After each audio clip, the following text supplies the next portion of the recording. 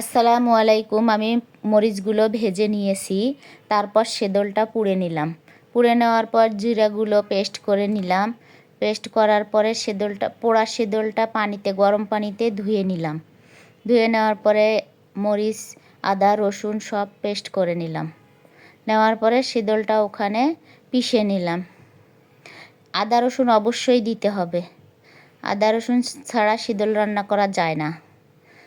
তারপর মাছগুলো ধুয়ে নিলাম।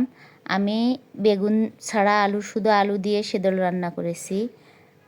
আপনারা চাইলে বেগুনও দিতে পারবেন। পরে পেঁয়াজগুলো ভেজে নেওয়ার পরে সব উপকরণগুলো ভুনিয়ে নিলাম। ভুনিয়ে নেওয়ার পরে মাছ দিয়ে দিলাম। মাছ দিয়ে কষিয়ে নেওয়া হয়ে গেলে তারপর আলু দিয়ে দিবেন।